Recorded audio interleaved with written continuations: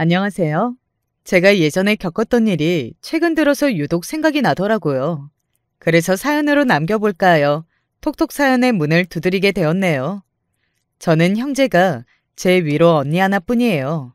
제 친정 언니가 성질이 드센데 공부까지 잘해서 저는 그 밑에서 기가 밟힌 채로 자라난 동생이었죠. 저희 언니의 태몽은 희한하게 친할머니가 꾸셨다고 해요. 마을의 널따란 고추밭을 거닐고 있었는데 갑자기 하늘에서 솔방울 같은 것이 떨어지는 태몽이었다고 합니다. 그런 꿈을 꾸신 지 얼마 지나지 않아서 친정엄마가 임신 증세를 느끼셨던 것이고요. 그때 친할머니가 뭐라고 하셨을지 예상 가시나요? 아들이구나, 아들이야. 네가 뱃속에 우리 손자 아기를 품고 있나 보다. 내가 지난주에 꿈을 하나 꿨는데 아주 생생하면서도 어딘가 심상치 않은 기운이 느껴지는 꿈이었거든. 그게 혹시나 태몽일까 싶으면서도 너희에게 말을 얼른 해야 하나 말아야 하나 고민이었는데 역시나 그게 태몽이었던 거야. 아들이요? 대체 어떤 태몽을 꾸셨길래 그러시나요, 어머님? 친할머니의 호들갑 앞에서 떨떠름한 기색이 되기도 하셨지만 그와 동시에 기대가 되고 설렘이 들었던 것이 친정엄마의 당시 심정이었습니다. 태몽 속에서 고추밭이라는 배경이 등장했다는 것을 들으신 후 친정엄마는 물론이고 친정아버지까지 확신을 하셨다고 해요. 아들 임신이라고 말이죠. 게다가 워낙 친할머니가 자신감 넘쳐하고 계셨으니까요. 그러다 아시다시피 저에게는 친정 언니가 전부이거든요. 그러니까 그때 아들이 아니라 웬딸이 태어난 것이었죠. 언니의 출생 이후 친할머니는 어딘가 잔뜩 화가 나셨다고 합니다. 내가 손자 생긴다고 곧 손자 태어난다고 동네방네 그런 소리를 지금까지 얼마나 실컷 떠들어놨는데 아휴 망신도 이런 망신이 없지. 이날 이때까지 살면서 내가 이런 개망신은 처음이네. 친할머니가 일을 뿌드득 가셨고 출산하신 지 얼마 안 돼서 성치 못한 몸을 하시고도 분위기를 살펴가며 힘들다는 소리도 못하신 채 갓난아기를 돌보고 계셨던 친정엄마는 민망함에 달아오른 얼굴을 숙이고 계셨습니다. 처음에는 그렇게 눈치를 보셨다고 해요. 그런데 말이죠. 아무리 좋은 노래라도 계속 부르면 듣는 사람 입장에서는 슬슬 부하가 치미는 법 아니겠어요? 그런 법이었건만 듣기 싫은 소리를 1절, 2절, 도돌이표까지 달아가며 계속 노래하시는 친할머니 앞에서 결국 친정엄마도 폭발하고 마셨습니다. 그만 좀 하세요. 대체 언제까지 손자 타령을 하실 거예요? 제대로 폭발하셨던 친정엄마는 따지고 싶은 걸 그날 다 따지셨고 친할머니께서는 뒷목을 잡은 채 돌아서셨어요. 하지만 그러면서도 당신의 며느리가 먼저 반성하고 숙이고 들어올 것이라 예상하셨다고 하더군요. 그러나 그 예상은 전혀 들어맞지 않았습니다. 친정엄마는 더 이상 친할머니를 향해 쓸데없이 눈치를 보며 분위기를 살피고 고개를 낮추는 것에 당신의 에너지를 쓰지 않으셨죠. 그때 기점으로 고부관계가 틀어졌던 거예요. 친할머니는 당신의 며느리가 굽히고 들어오기를 원하셨고 친정엄마는 당신의 시어머니가 달라지지 않은 한 잘 지내고 싶지 않아 하셨죠. 그런 대치 아닌 대치가 계속되던 때에 태어난 둘째가 바로 저였던 것입니다. 아휴, 너는 또 어떻게 딸을 낳았니? 첫 번째를 딸로 낳았으면 두 번째는 눈치껏 아들로 낳았어야지. 그리고 친할머니는 지나가듯한 빠른 말씀으로 그렇게 내뱉으셨는데요. 그게 친정엄마의 심기를 제대로 건드려 버렸습니다. 친할머니를 손녀들을 볼 자격도 없는 분이라고 여기게 되셨죠. 반면 친할머니는 그 발언이 100% 진담도 아니었고 반쯤은 농담이었는데 왜 예민하게 반응을 하며 배응만덕하게 구는 것이냐고 친정엄마를 힐난하셨고 며느리를 잘못 들었다며 가슴을 치셨습니다. 그 가운데 친정아버지는 무척 난감하셨죠. 저는 이 고부 갈등 때문에 친정 부모님이 가끔 감정적으로 싸우시는 걸 보고 자랐습니다. 두 분은 맞벌이라 하셨거든요. 그래서 매일 바쁘고 피곤한 분들이셨는데 그럼에도 남은 자투리 시간 동안 사이좋게 지내지 못하시고 투덜거리며 친할머니 이야기로 싸우시는 게 저는 어렸을 적에 항상 이해가 안 갔었죠. 친정 부모님의 설전을 보며 이해가 안 돼서 태평하게 콧구멍이나 후비적거리고 있던 자식이 저였다면 제대로 영향을 크게 받아버렸던 자식이 친정 언니 쪽이었습니다. 네가 아들보다 잘나게 큰딸이 되면 돼. 알았지? 네가 이 엄마의 자랑이 되어주는 거야. 장군감 딸이라는 것을 네 할머니하고 다른 어른들한테 꼭 보여주자. 그럴 수 있지? 왜냐하면 언니는 친정엄마의 그런 당부를 항상 들으며 자랐거든요. 친할머니와의 갈등, 그로 인한 친정아버지와의 감정싸움, 이런 것으로 늘 짜증이 어느 정도 나 있었던 친정엄마는 그 심정을 당신의 큰딸에게 토로하며 위안을 얻으셨습니다.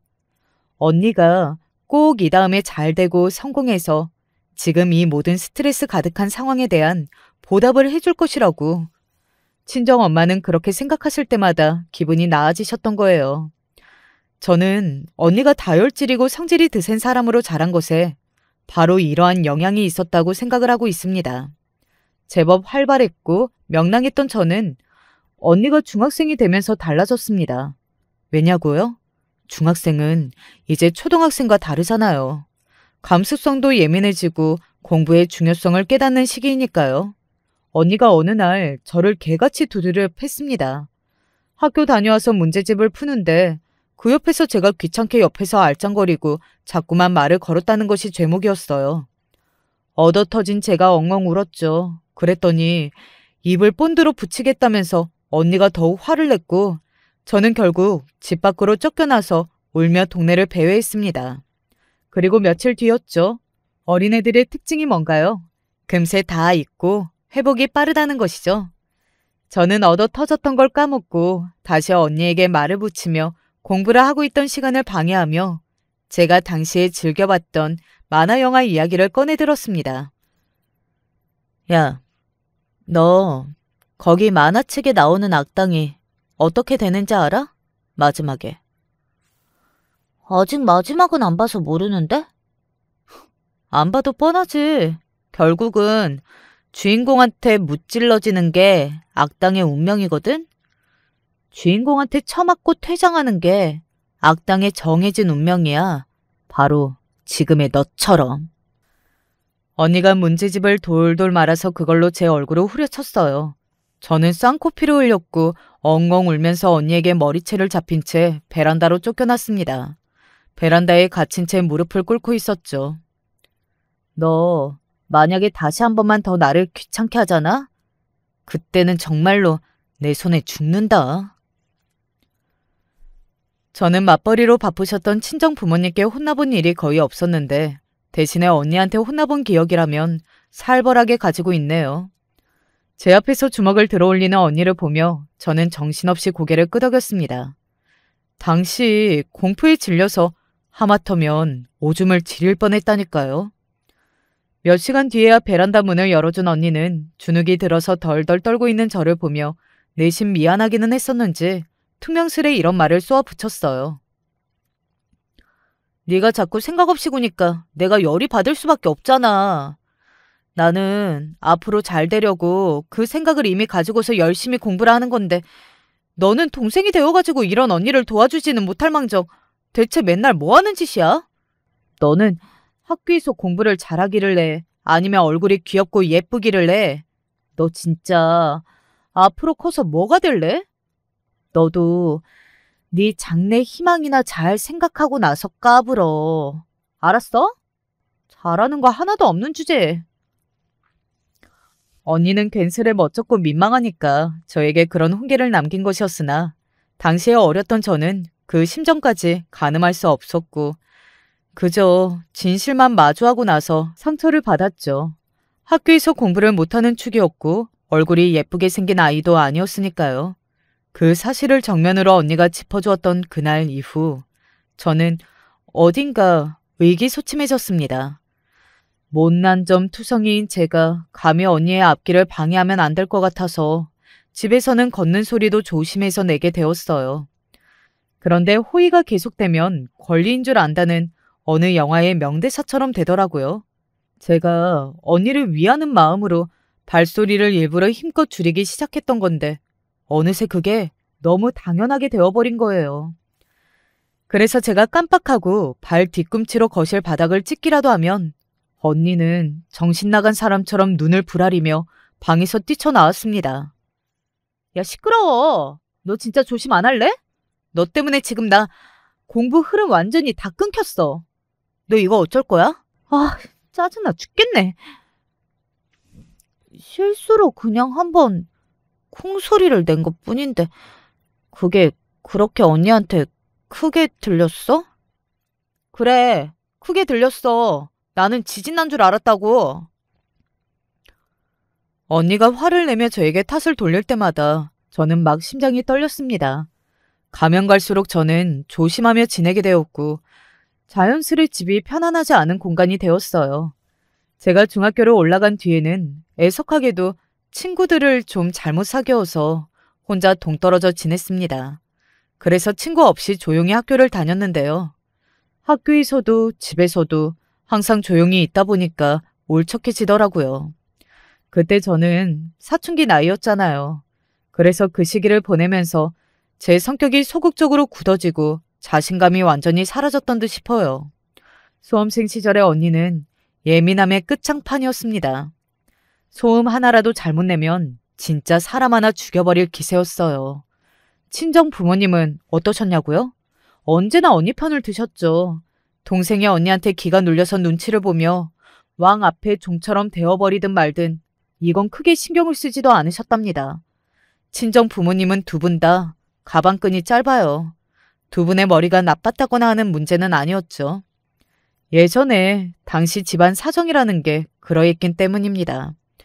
지긋하게 나이 드신 분들이라면 아시겠지만 그런 서름은 쉽게 가시는 게 아니잖아요. 오히려 세월이 가고 나이를 먹어갈수록 깊어지는 한같은 것이지요. 이렇게 좋은 세상이 왔는데 나는 왜 그 시절에 태어나서 고생이나 하며 지내고 다니고 싶은 학교도 못 다니고 하고 싶은 공부를 할 수가 없었나 하는 아쉬움으로 한탄을 이어가는 게 나이 드신 분들의 마음입니다. 제 친정 부모님도 그러셨어요. 학교를 제대로 못 다니셨던 것에 대해 분하고 안타까운 마음을 가지고 계셨거든요. 언니가 이악 물고 공부를 하겠다는 걸 엄청 좋게 보셨어요. 자식을 통해서 대리만족을 느끼시는 것 같기도 했네요. 그래서 저만 몇 년을 집에서 애매모호한 위치로 지냈고요. 수험생 시절을 과도한 예민함으로 보냈던 언니는 모두에게 안타깝게도 재수를 하게 되었습니다. 목표만큼 결과가 안 나왔거든요. 망설임 없이 언니가 재수를 선택했을 때 친정 부모님은 사력을 다해 지원을 해주겠다고 하셨고요. 저는 재수를 하던 시절에 언니가 기숙학원에서 가끔 집에 올 때마다 숨소리도 못 냈습니다. 눈도 못 마주치고 찍소리 한 번을 못 냈네요. 언니의 심기를 잘못 건드려서 재수 실패의 원흉으로 찍히는 건 사양이었어요. 1년간의 재수 생활을 보낸 언니는 서울대에 입학을 했습니다. 이런 걸 보면 정말이지 제 친정 언니가 대단한 인물이기는 하죠. 공부를 무조건 열심히 한다고 해서 갈 수 있는 곳이 아니잖아요. 모든 게 따라줘야만 하는 곳이 서울대였죠. 친할머니는 그제서야 비로소 친정 엄마를 향해 사과의 뜻을 밝히셨습니다. 옛날에는 말이다. 그때는 내가 미안했다. 나는 그럴 의도가 아니었는데 너 혼자 상처받고 삐치고 어디 감히 며느리가 되어서는 시어머니를 배척하고 이러는 게 이해가 안 갔는데 지금 내가 천천히 과거를 돌아보니까 비록 나의 의도가 그렇지 않았다고 하더라도 내가 말을 아주 잘못했던 거야. 한참 못되게 굴었던 것이지. 며느리인 너를 건방지게만 볼 것이 아니라 내가 어른으로서 먼저 모범을 보여야 했거늘 그러지 못했어. 그래, 내가 많이 부족했다. 전부 인정하마. 저는 제가 설마 친할머니의 사과? 그 정도의 저자세를 볼 줄은 꿈에도 상상을 못했었네요. 돌아가시는 그날까지 꼿꼿하게만 계실 줄 알았거든요. 그래서 많이 의외였고 놀랐는데 언니는 남몰래 고개를 흔들며 코웃음을 쳤습니다. 내가 서울대라 안 붙었어도 그러셨을까? 만약에 내가 서울대가 아니라 이름도 헷갈리는 그저 그런 대학 갔었으면 그래도 엄마한테 지난 날을 사과하셨을까? 나는 아니라고 봐. 내가 그저 그런 대학을 갔다면 분명히 비웃으셨을 뿐이야. 내가 할머니 때문에 얼마나 정신적으로 어릴 적에 시달리고 살았는지 그때만 생각하면 열불이 터져. 그 시간들이 지금의 나를 만들기는 했어도 열받은 건 어쩔 수가 없어. 언니는 냉정하게 툴툴거렸으나 친정엄마의 생각은 달랐어요. 어쨌든 간 친할머니의 직접적이고도 정확한 사과를 받으신 것만으로도 인생의 기념비적인 업적이라고 보셨습니다. 오래 얹혀있던 게 드디어 내려가는 느낌이야. 그리고 솔직히 고백을 해보자면 나도 어머님하고 안 보고 사는 게 편해서 일부러 더욱 그동안 가시를 세우고 지낸 점이 있기는 하니까 나도 잘못이 있었지. 악독할 정도로 기세가 엄청나셨던 분이 점점 나이가 드시는 게 보여서 나도 속이 편하지는 않았고.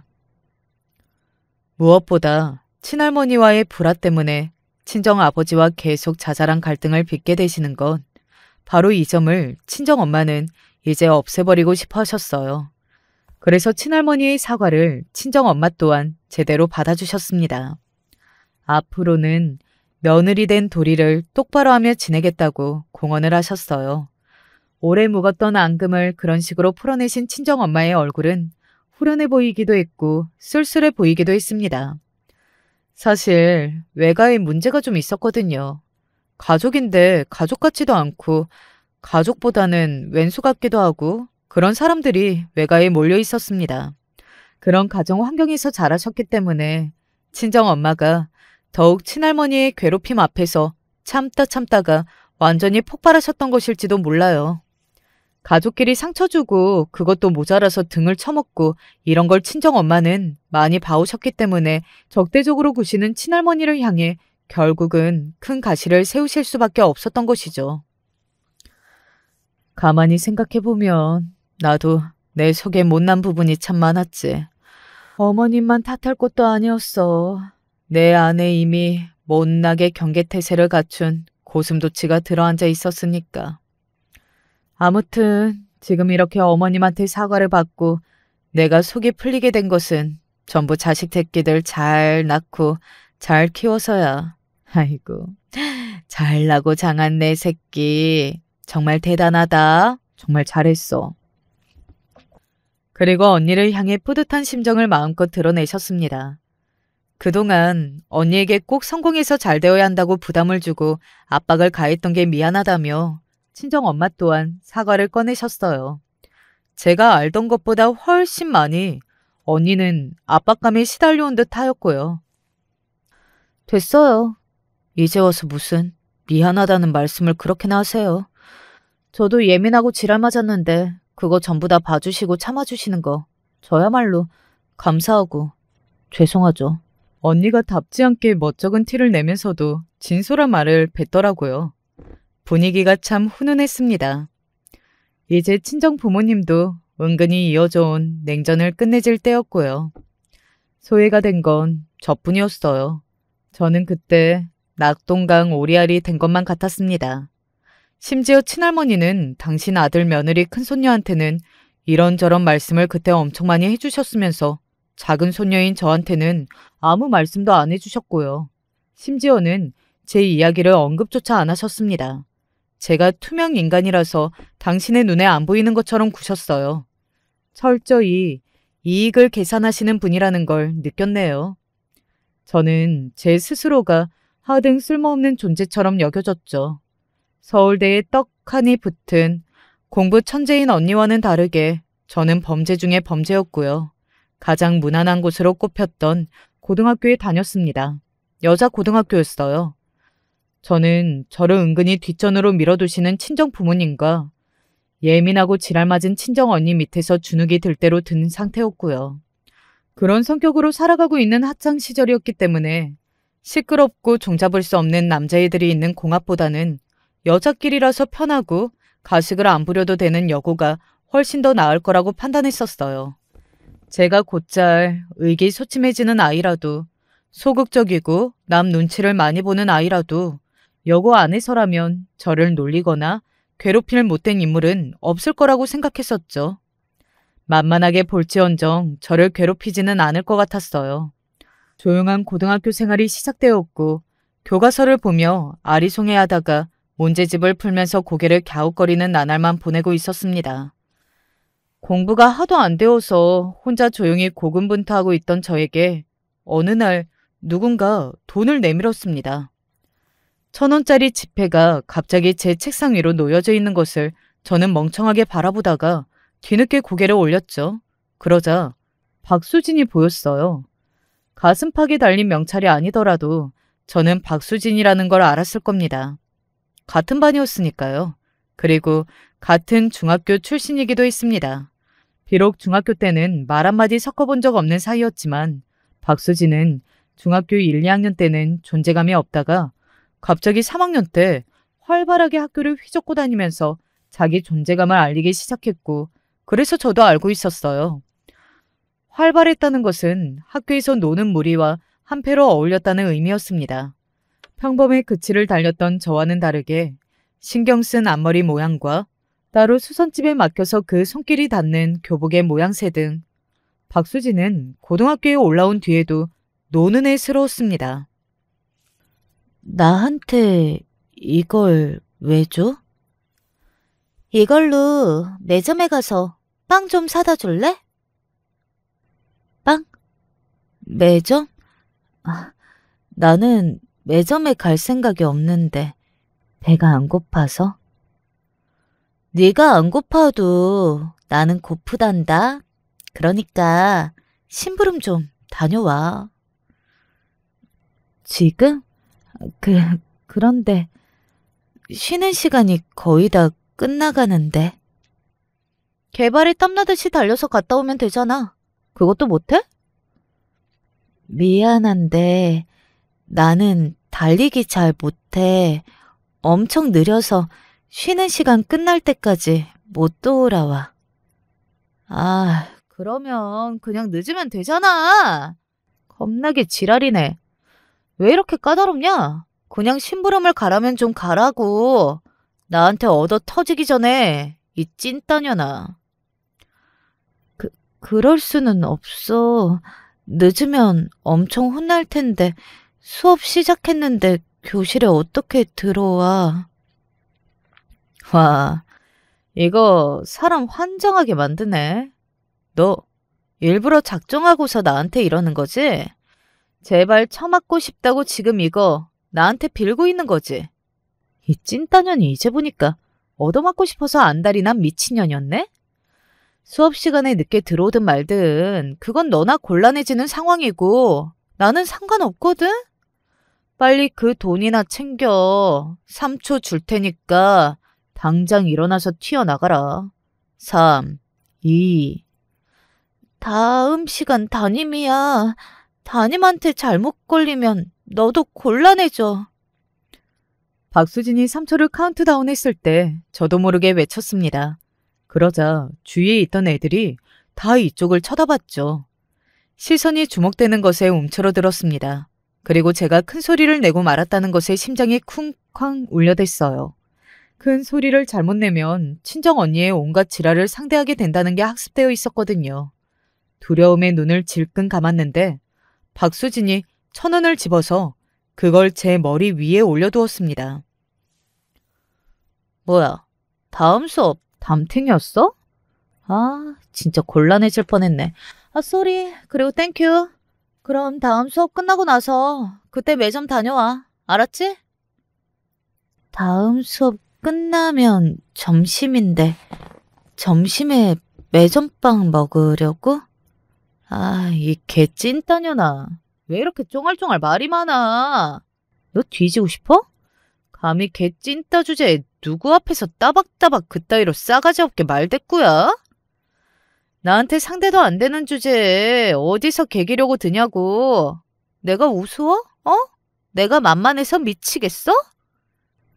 아니, 그런 건 절대 아닌데 네가 왜 이렇게 화를 내는지도 나는 모르겠고. 지금도 말대꾸라고 지랄이네? 입 닫아, 이 찐따년아. 넌 이제 뒤졌어. 네 주댕이 호치키스로 다 찝어버릴 거야. 교무실에 연락에 큰 호치키스 있는 거 알지? 그걸로 네 주둥이 다 찝어줄 테니까 기대하고 있어라. 저는 교무실에 들렀다가 보았던 호치키스, 그러니까 스테이플러를 떠올렸고 등줄기에 소름이 돋았습니다. 저한테 미친년이라고 욕을 했던 박수진이야말로 눈깔이 돌아있는 것이 완전히 미친년 같았어요. 이유는 모르겠으나 잘못 찍혔고 잘못 걸렸다는 생각이 들었죠. 세상에는 이유를 찾는 게 부질없는 일들이 있었죠. 이를테면 제가 친정언니에 비해 똘똘한 두뇌를 타고나지 못한 것, 친정엄마가 개판 5분 전인 외가에서 태어나 자란 것, 이런 것들 말입니다. 이유도 없고 운도 없는 것으로 치부되는 일들이었죠. 저도 모르게 정수리 위에 놓인 지폐를 움켜잡았고 벌떡 일어났어요. 빵, 지금 사올게. 지금 매점 다녀오면 되는 거지? 무슨 빵? 크림빵? 갑자기 뭐라고 하는 거야? 다음 시간 담임이라 안 된다면서. 아니야. 그냥 얼른 다녀올게. 늦어도 별 수 없이 혼나지 뭐. 크림빵 사오면 되지? 정없이 한 개만 사올 건 아니지? 크림빵 2개 하고 우유도 하나. 아, 그러면 돈이 부족할 것 같은데. 네 돈으로 충당을 하던가 외상을 달든가. 그건 네 제주껏 알아서 하면 되잖아. 융통성이 없네, 이 찐따년이. 너는 같은 반 친구에 대한 우정이 겨우 이 정도니?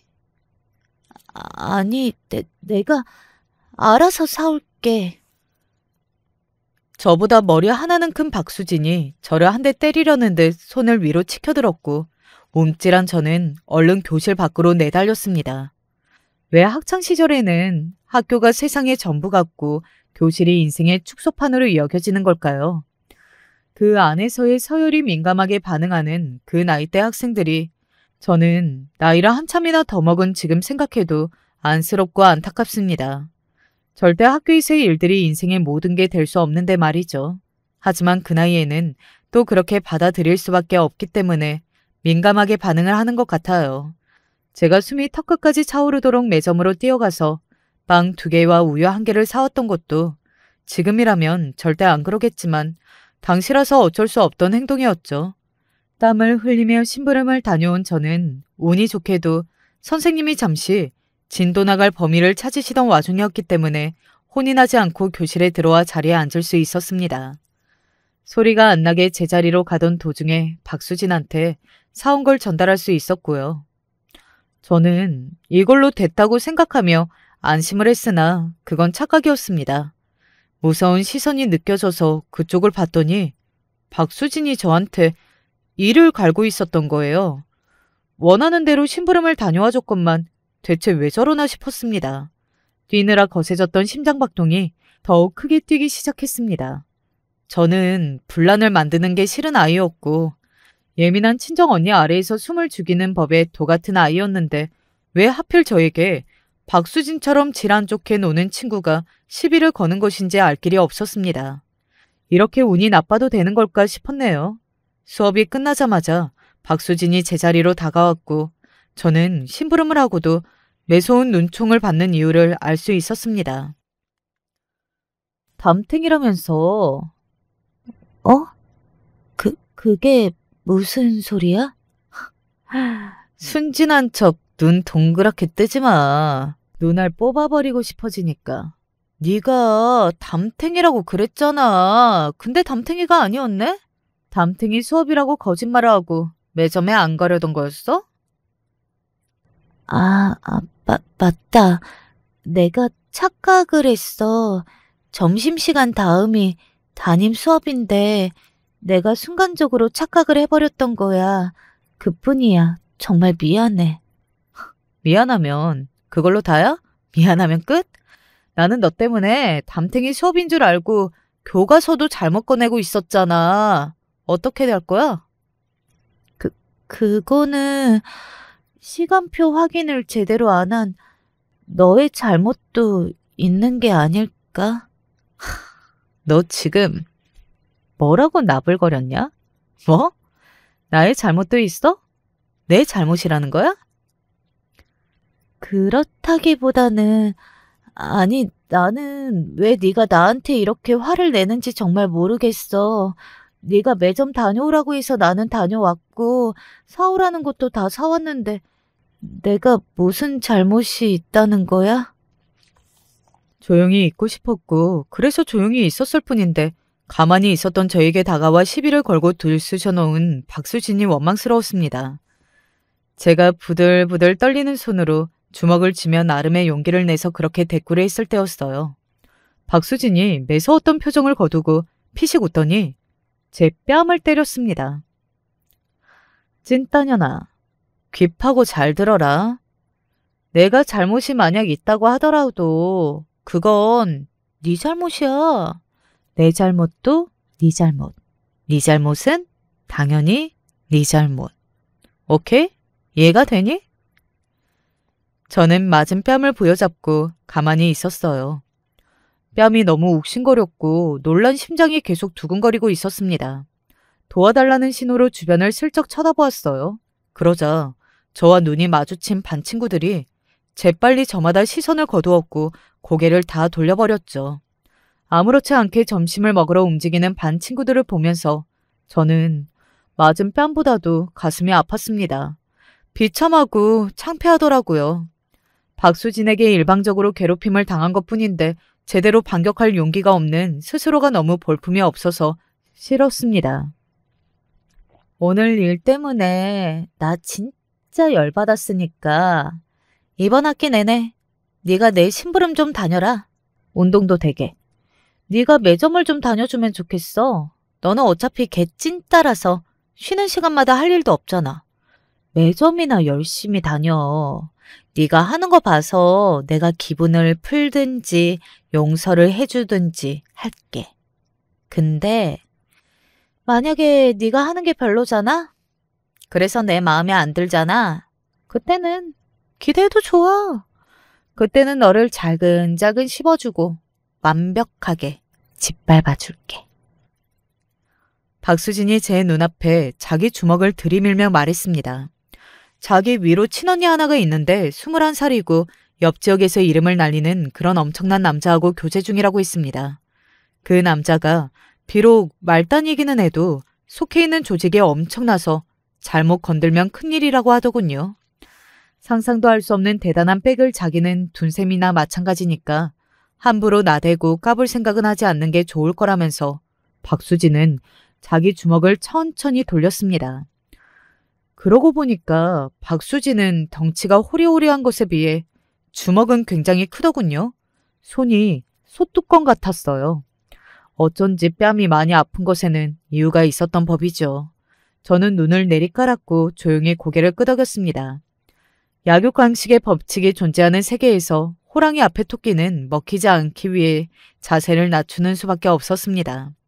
자존심 따위는 내세울 수 없었죠. 저는 비굴하게도 박수진의 전형 노예 마냥 그렇게 지내야 했어요. 매점 심부름을 다니고 체육복을 대신 빨아다 주고 그랬습니다. 재수없게 잘못 찍힌 운이 더럽게도 없는 저를 반 친구들이라면 모두가 알고 있었죠. 처음에 이번 학기라고 운운했던 박수진의 말은 지켜지지 않았고 1학년 내내 저는 그 수모를 당해야만 했습니다. 2학년 때 반이 갈렸고 저는 환호성을 내질렀죠. 반이 달라지고 1학년 때보다 비교도 할 수 없을 정도로 분위기 자체가 학업에 치우친 게 2학년 생활이었기 때문에 저는 자연스레 박수진의 마수에서 벗어날 수 있었습니다.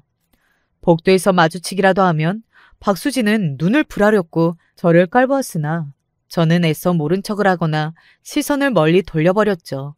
괜히 박수진에게 꼬투리를 잡힐까봐 조마조마하면서 교실 밖을 나갈 때는 항상 예민하게 주위를 살폈습니다. 천재들만 모인다는 서울대에서도 괄목할 만한 성적을 낸 친정언니는 그제서야 제대로 만족을 하고 안심을 한 듯 보였어요. 다 이루고 나니까 저를 챙겨줄 마음이 든 모양이기도 했고요. 내가 일부러 그간 말을 한 적은 없었는데 나 때문인지 네가 항상 기가 죽어서 불쌍해 보이더라. 그게 마음에 걸렸고 미안했어. 민망해하면서도 속내를 밝혀주는 언니의 모습에 저는 놀랐고 약간은 감동을 받았어요. 이제 다 잊은 옛날 일이라고 저는 그렇게 말을 하면서 제가 불쌍해 보였다면 그건 언니 때문만은 아니라 어떤 나쁜 년한테 잘못 찍혀서 마음고생을 했기 때문이라는 사실도 밝혔죠. 이야기를 듣고 난 언니가 길길이 날뛰었습니다. 박수진을 죽이겠다고 하길래 깜짝 놀란 제가 얼른 말렸죠.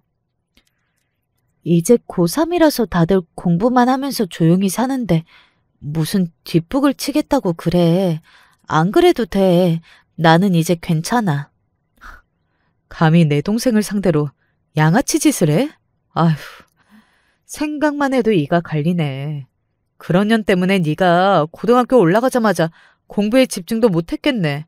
솔직히 1학년은 완전히 날려먹은 셈 아니야? 언니의 말에 저는 무심코 인정을 해버렸는데요. 그때부터 지옥의 시작이었어요. 언니가 친히 저에게 과외를 해주겠다고 했거든요. 천재는 범죄를 이해하지 못했습니다. 너 돌대가리야? 목 위에 그건 왜 달려있어? 너는 생각이라는 걸 하기는 하냐? 생각을 안 할 거면 무겁게 그걸 왜 달고 다니냐고. 언니에 비하면 박수진은 순한 양이었다는 생각마저 들었고 저는 눈물을 흘리면서 문제를 풀었습니다. 저는 서울 소재 4년제 끄트머리가 간신히 붙을 성적이었고 그래서 서울 4년제 아니면 경기도 소재의 괜찮은 4년제라는 선택지를 가지고 있었는데요. 언니한테 혼나가면서 눈물로 막판 공부를 한 결과 서울 4년제 중상위권 대학에 붙는 놀라운 결과를 냈습니다. 우리 강아지 잘했네. 기특하다.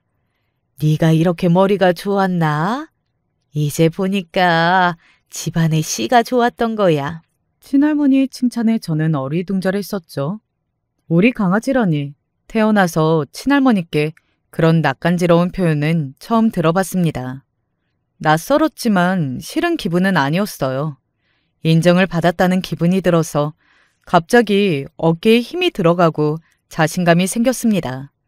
대학 합격보다는 우리 강아지라는 칭찬과 저를 향한 친정 부모님의 환한 미소가 저에게 더 강한 자신감을 선사해 주었다는 게 지금 생각해보니까 조금은 서글프기도 하네요. 제 소문을 듣고서 박수진이 찾아왔었어요. 운빨 더럽게 좋네? 굳이 나 보러 우리 반에 찾아와서 한다는 이야기가 그거야? 너 변함없이 유치하다. 뭐라고? 와, 찐따년이 많이 컸네. 너는 대학 어디 붙었어? 아직 들은 게 없는 것 같네? 발표가 아직 안 났을 뿐이거든? 아, 그래. 추가 합격만 간절히 기다리고 있구나. 힘내. 제가 태연이 말을 하자 박수진은 부들부들 떨더니 아무 말도 못하고 돌아섰습니다. 그때 통쾌했네요. 심장은 막 크게 뛰는데 겉으로 티 안 내고서 박수진에게 차가운 표정과 말투로 받아친 거. 그게 저한테는 엄청난 일이었습니다. 이렇게나마 한 방 먹이다니. 언니한테 오만 욕을 먹어가면서 막판까지 공부해서 대학 잘 간 게 최고의 한 수였다는 생각이 들었어요. 왜 언니가 그렇게 매달려서 공부를 팠는지 알 것 같았고 그 생각은 대학에 들어가 보니 더욱 강해졌습니다. 공부, 대학 간판 이런 게 계층을 넘어갈 수 있는 사다리 역할이었던 거예요. 당시에 유튜브가 어디 있나요? 사회가 구분지어 놓은 계층을 넘나들 수 있는 가장 확실하고 효과적인 건 대학 간판과 직업 같은 것이었습니다. 그렇지 않으면 계층을 이동하는 게 너무나도 힘이 들었죠. 저는 좋은 대학을 나온 덕분에 좋은 직장에 들어갈 수 있었고 좋은 직장에 다니고 있었기 때문에 좋은 조건의 남자를 소개받을 수 있었습니다. 그러다가 결혼까지 하게 되었죠. 남편은 금융맨으로 불리는 그 업계에 몸담고 있는 인물이었고요. 시댁은 지방에서 작게 슈퍼를 운영하다가 제법 큰 마트를 차려서 성공했고 부동산 투자를 잘해서 부자가 된 집안이었습니다. 시아버지께서 그런 쪽으로 워낙 감이 뛰어나신 분이셨더라고요. 그러니까 아들인 남편이 금융 쪽으로 머리가 잘 돌아갔겠죠. 시어머니께서는 기본적으로 짠순이 기질이 있으셔서 항상 계산기를 두드리며 사셨고 마당발이셨습니다. 인맥이 장난이 아니었어요. 악착같이 아끼면서 사셨으나 쓰실 때는 아낌없이 쓰셨던 게 시어머니의 강점입니다. 그러니 주변에 사람이 항상 많았겠죠. 자식 교육에도 특히 아낌없는 투자를 하셨고요. 남편은 엘리트가 되어 집안의 기대에 제대로 부응을 하였습니다. 폼나게 아주 멋지게 사는 남편을 시부모님께서는 무척이나 흐뭇해 하셨죠. 그리고 며느리 될 저의 조건을 만족해 하셨는데 이건 솔직히 친정 언니의 덕택도 있었다고 봅니다. 언니가 보통이 아니잖아요. 덕분에 가산점이 왕창 붙어서 시댁의 환영을 받으면서 저는 며느리가 될 수 있었습니다. 남편하고는 워낙 무난하게 서로 잘 맞았고요. 나이가 드실수록 사이가 좋아진 친정 부모님, 그리고 저에게 종종 우리 강아지라고 계속 불러주시는 친할머니까지. 저는 결혼을 한 뒤로 그 이전보다 더욱 안정적인 마음을 가지고 살았습니다. 어렸던 10대, 20대로 돌아가고 싶은 생각 따위는 없었죠. 특히 10대는 안 좋은 기억들이 많았으니까요. 느리게 찾은 안정과 행복을 누리며 살던 저는 시숙도 얼른 그렇게 되시기만을 바랐죠. 남편의 형 말입니다. 남편보다 6살이나 위인데 여태 장가를 안 가신 상태였거든요. 시기를 놓치니 감흥이 없어졌다나 하는 게 시숙의 입장이었네요. 시어머니께서 여럿 괜찮은 맏며느리감을 들이미셨으나 시숙은 누군가의 개입을 통해 짝을 만나고 싶지는 않다고 하셨습니다. 그래서 시부모님께서 자포자기라 하신 상태였는데 어느 날 갑자기 여자가 생겼다고 하시더라고요. 나이도 있을 만큼 길게 재고 따질 것 없이 결혼 이야기부터 나누고 있다는 이야기까지 함께 들려왔습니다. 특히나 예비 동서 쪽에서 적극적으로 시숙에게 결혼 이야기를 꺼낸 모양이었죠. 제 예비 동서는 집안은 소박하다고 시어머니께서 예둘러 표현을 하시더라고요. 경제적으로나 뭘로 보나 변변한 건 아니란 의미였죠. 하지만 예비 동서가 사회복지사인데 사람이 수더분하고 착하고 꾸밈이 없다고 하더라고요. 그 인물 댐댐이만큼은 마음에 들어서 시어머니께서는 단박에 허락을 했다고 그러셨습니다. 저는 잘됐다는 생각이 들었고 몇 주 뒤 기대를 아는 채로 상견례장에 도착했어요. 저희 쪽은 시부모님, 시숙, 저희 부부였고요. 상대 쪽은 양친과 예비 동서, 그리고 예비 동서의 언니 부부가 자리했습니다. 5씩 마주보고 화기애애해 앉아있는데 이게 웬일인가요? 시숙과 결혼할 인물이 제 눈에 어딘가 낯이 익은 겁니다. 수진 씨, 혹시 오늘 어디가 안 좋아요? 안색이 별로인데? 아니에요. 괜찮아요. 너무 긴장을 해서 그런가 봐요. 시숙의 입에서 나온 이름을 듣고 저는 한숨을 내쉬었죠. 어색하게 웃어 보이는 박수진의 면상을 보며 저는 세상 참 좁다는 생각을 할 수밖에 없었네요. 그리고 이래서 사람은 죄를 짓고 살지 말아야 한다는 생각 또한 들었습니다. 누가 봐도 이쪽이 월등하고 상대가 기우는 결혼이라 그쪽에서 가진 애를 써가면서 열심히 웃고 반응하고 장단을 맞추고 그러려는 노력이 보였죠. 이빨린 멘트 속에서는 저희 부부를 향한 찬사도 섞여 있었고요. 박수진은 자기 부모님이 저와 제 남편을 추켜 세우는 발언을 이어가는 것에 목이 타는지 연신 물을 들이켰습니다. 제가 얼마나 사회적으로도 잘 나가고 결혼도 잘난 남자와 해서 잘 사는지 충분히 이미 알게 된 박수진은 표정 관리가 힘든 모양이었어요. 억지로 웃는 게 제 눈에는 다 보였습니다. 박수진의 친언니는 되도 않게 동생이 너무 수수하고 착하다는 포장지를 열심히 하고 있었고요. 저는 속으로 비웃음이나 실컷 날렸죠. 자리가 한창 무르익어서 종반부로 넘어갔을 무렵 저는 조용히 화장실로 향했습니다. 생각을 해봐야 할 때였으니까요. 세상에 여기서 시숙의 결혼 상대로 박수진을 다시 보게 되다니. 암만 생각해도 기가 막혀서 고개를 흔들며 손을 씻고 있던 그때였습니다. 웃음이 나와? 너는 이 상황이 재밌나 봐. 그래, 재미있겠지. 네가 내 우위에 섰다고 생각을 하고 있겠지, 찐따 주제. 찐따. 찐따라니 누구를 말하는 거야? 아, 혹시 너 자신? 방금 네 자기소개한 거야? 본성 감추고 과거를 숨기고 어떻게든 잘 사는 집안에 기생해서 시집 좀 가보려고 아둥바둥 발버둥 치는 네 모습이 정말 찐따 같기는 해. 뭐라고? 야, 너 미쳤냐? 사는 게 편하니까 네가 아주 생각하는 법을 잊어버렸나 보구나. 야, 기고만장해 거 없어. 그래봤자 너는 내 아래야. 내 밑이라고. 그러니까 알아서 기어. 행여나 내 이야기를 밖에 나가 떠들 생각 같은 건 하지 말라는 거야. 얌전히 입 다물고 내 결혼식에서도 박수나 열심히 쳐. 그러면 네 가상한 노력을 봐서 내가 형님이랍시고 너를 부려먹지는 않아줄 테니까. 이제 동서지간이 될 텐데 내가 너보다 서열이 위라는 걸 계산 못하는 건 아니겠지? 그러니까 판단 잘해. 사람은 안 변하는 법이더라고요. 박수진이 여전히 양아치처럼 굴어져서 저는 되려 반갑기까지 했습니다. 고마워. 여전히 인성이 구려져서. 만약 네가 개과천선이라도 했다면 서운할 뻔했어. 무슨 개소리야? 주둥이나 여물어. 저는 피식 웃으며 어깨를 으쓱거렸고 정말로 입을 다물었습니다. 그러자 박수진이 저를 비웃듯이 흘겨보며 먼저 화장실을 나갔죠. 저는 즉각 휴대폰을 꺼내들고 어디론가 전화를 걸었습니다. 통화를 마치고 자리로 돌아간 저는 태연하게 굴었어요. 아무 일도 없었다는 듯이 구는 저를 보고 박수진은 완전히 안심을 한 듯 보였고요.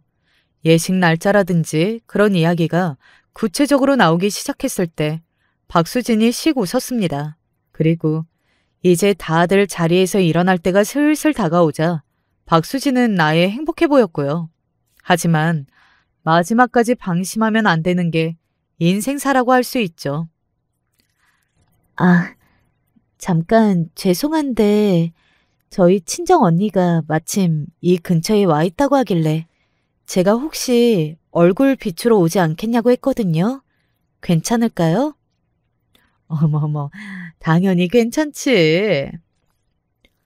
제가 불쑥 말을 꺼내자마자 시어머니께서 눈을 빛내셨습니다. 가뜩이나 예비 사돈 집안에 자랑하고 내세울 게 많아서 뻗대고 계셨는데 커다란 자랑거리가 추가로 온다고 하니까 무척 반가우신 모양이었어요. 하지만 시어머니께서는 상상도 못하셨겠죠. 잠시 후 벌어질 일을 말입니다. 단정하고 고급스러운 치마정장 차림에 머리를 쓸어넘기며 상견례장에 등장한 언니는 저와 눈이 마주치고 제가 텄짓으로 박수진 쪽을 가리키자 사넬백을 빙빙 돌리면서 이동했어요. 그 사넬백은 박수진의 뒤통수에 정확히 꽂혔습니다. 갑자기 이게 무슨 짓이에요? 네가 박수진? 만나서 반가워. 내가 아주 옛날에 너를 죽여놓으려고 했는데 내 동생이 말렸어. 그래서 그때 넌 목숨 한번 건진 셈이었지. 만에 하나 살면서 그년을 길에서라도 만나게 되면 나한테 꼭 알려달라고. 내가 반드시 그년을 족치고 싶다고 내가 동생한테 당부를 해놨었거든. 근데 내 착한 동생이 이 언니의 당부를 잊지 않고 오늘 연락을 준 거야. 나 너무 기쁘다. 내가 드디어 니년의 면상을 보는구나. 제 친정 언니가 실실 웃으면서 말을 뱉을 때마다 상견례장에는 충격이 가중되고 있었습니다. 제 학창시절 이야기를 아는 남편은 자리에서 벌떡 일어나서 박수진에게 떨리는 삿대질을 날렸어요. 그와 동시에 박수진의 친언니도 일어났고요. 엉뚱한 모함을 하실 자리가 아닌데요. 제 동생의 중요한 날을 망쳐놓으시다니 너무하시네요. 넌 뭐야? 아, 이 나쁜 년의 친언니? 양아치 조직인가 동아리인가?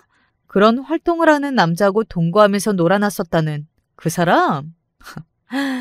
꼴랑 20살, 21살 요런 때에 너무 질펀하게 놀아나셨던 거 아닌가? 발랑 까진 것도 정도가 있어야지. 아, 잠깐만. 그럼 옆에 분은 누구이신가? 옛날에 동거하면서 붙어먹었던 그 양아치? 에이, 설마. 다른 남자는 아니겠지?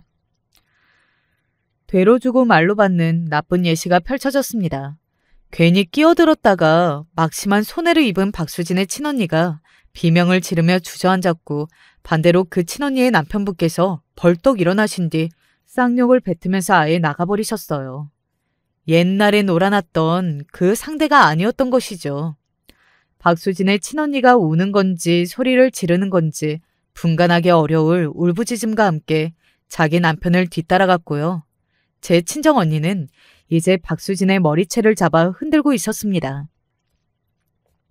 네가 감히 내 동생을 괴롭혀? 나는 괴롭힐 수 있어도 남이 괴롭히는 건 못 참아. 너는 오늘 뒤졌어. 왜 이러세요? 이것 좀 놓고 얘기하세요. 엄마 살려줘. 이 여자 좀 떼어줘봐. 이 미친 여자가 나를 죽이려고 해. 빨리 경찰 불러. 진짜 이 여자가 미쳤나? 뭘 믿고서 이러는 거야? 나? 연봉 10억은 가볍게 땡기는 내 능력 믿고서 이런다. 왜? 어쩔래? 내 남편이 검사이고 내 시댁이 법조계 집안에다가 빽이 장난 아니라서 이게 너무 든든해서 그런다. 근데 너는 뭘 믿고서 너야말로 지랄 발광이니? 어? 나쁜 년은 미친 년 앞에서 명함도 못 내민다는 것을 저는 그날 직접 보고서 깨달았습니다. 박수진은 깨갱 소리 한 번을 못 내고 언니에게 쥐어 터졌고 그 양친이 나서서 말려보려 하였으나 소용없었어요. 테이블 위로 얼굴을 잘못 박아서 고기 양념으로 얼굴이 범벅이 된 박수진이 흐느껴 우는 모습은 가히 장관이었습니다. 내가 눈이 삐었었지. 나는 정말 결혼할 발자가 아닌가 보다. 아휴. 시숙은 천장을 바라보며 커다란 한숨을 내쉬셨고 그게 곧 입장 표명이었습니다. 시부모님은 또한 숙연한 얼굴로 상대 측의 짧은 목례를 남기신 뒤 자리를 뜨셨어요. 친정 언니는 결국 제가 뜯어 말리고 나서야 진정을 했고요. 저희 부부가 간신히 데리고 나왔습니다. 박수진이 꺼이꺼이 우는 소리를 마지막으로 듣고 나오려니까 기분이 정말 묘하더군요. 주차장의 한편에서는 박수진의 친언니가 자기 남편 앞에서 무릎을 꿇은 채로 울고 있었죠. 저희 세 사람은 동시에 고개를 젓고는 차를 타고 어느 호프집으로 이동했습니다. 시부모님께서는 쉬겠다고 하셔서 시숙만 합류를 하신 뒤 늦은 시각까지 네 사람이서 실컷 떠들었네요. 시숙은 결혼이 날아간 걸 전혀 아쉬워하지 않으셨어요. 제가 통쾌한 복수를 했으니 속이 시원하다고만 하셨고요. 그렇게 편안한 태도를 보이셨던 덕분일까요? 금세 새로운 인연이 시숙 앞에 나타났고 이번에는 집안과 성격이 모두 좋은 사람과 결혼에 꼴이 나셨답니다. 시부모님께서는 이제 원이 없다면서 너무나도 기뻐하셨고요. 저희 부부의 친정 언니 부부, 이제는 시숙 부부까지 껴서 다 같이 종종 어울려 놀며 즐거운 나날을 보내게 되었죠. 어쩌다 들은 후문으로는 박수진이 자기보다 무려 9살 연하의 남자하고 결혼을 했는데 알고 보니 순 양아치 같은 놈한테 잘못 속은 것이었고 심지어 다른 여자하고의 사이에서 이미 애까지 본 놈이었다고 하더라고요. 그래서 사기 결혼이니 뭐니 하면서 소송을 걸고 난리도 아니었다고 하네요. 이런 걸 보면 사람은 뿌린 대로 거두는 것 같은데 여러분은 인과응보가 있다고 믿으시나요? 안녕하세요. 저는 서울에 사는 30살 여자입니다. 최근 너무 큰일을 겪어 여러모로 마음이 심란해졌습니다. 겨우 마음을 추스렸지만 아직도 해결하지 못한 문제가 있어 여기에 익명으로라도 글을 쓰게 됐어요. 저한텐 정말 일생일대의 큰 결정과 선택이 걸려있는 문제이고 그만큼 여러분들의 도움이 간절해요. 끝까지 들어주시고 부디 많은 조언 부탁드릴게요. 어린 시절의 이야기부터 찬찬히 들려드릴게요. 전 참 굴곡 많은 인생을 살았습니다. 이제 30살 먹은 여자가 굴곡이 있어봐야 얼마나 심하겠냐고 생각하실 수도 있겠지만 저는 누구나 가지고 있는 부모조차도 아주 어릴 때부터 없었어요. 네, 정확히는 있다가 없었죠. 엄마는 제가 3살 정도였을 때 바람이 나서 도망을 갔습니다. 엄마 얼굴은 기억이 나지 않아요. 확인하기 위해서는 아주 어릴 때 찍었던 제 사진 한 장이 유일하지만 사진을 봐봤자 슬프기만 해서 일부러 서랍장 깊숙한 곳에 넣어두고 절대 보지 않으려고 애를 쓰곤 했어요. 그렇게 엄마가 일찍 도망간 탓에 저는 아빠와 자라야 했습니다. 아빠는 엄마가 도망간 뒤로 술에 쩔어 사셨죠. 저에게 술 심부름을 시키는 것은 아무것도 아니었고 집에 있을 때나 없을 때나 아빠는 술에 취해 있었습니다. 거짓말이 아니라 아빠랑 살면서 안 취한 모습을 본 건 몇 시간도 채 안 되는 것 같아요. 아빠는 잠에 들 때조차도 늘 술을 잔뜩 마신 채 자고는 했으니까요. 덕분에 제 학창시절은 지옥이었습니다. 학부모 참관도, 체육대회도, 담임선생님 면담에도 저는 엄마나 아빠가 온 적이 단 한 번도 없었으니까요. 그리고 한창 남을 헐뜯는 걸 좋아하는 철없는 어린애들 눈에는 그런 제가 이상하면서도 제법 괜찮은 먹잇감이었겠죠. 너는 엄마 아빠 없어? 시작은 이렇게 철없는 질문이었던 것 같습니다. 저는 그 질문에 고개를 끄덕이다가 엄마는 없고 아빠만 있어 라고 했죠. 제 답이 어떤 파장을 부를지 모른 채로 딱 그날부터 친했던 친구들이 다 떨어져 나갔습니다. 뭐만 하려고 하면 쟤 엄마 없고 아빠만 있대 라며 수군거리는 목소리와 함께 무슨 병균이라도 보듯 피하더라고요. 어릴 때는 당연히 그게 너무 슬펐습니다.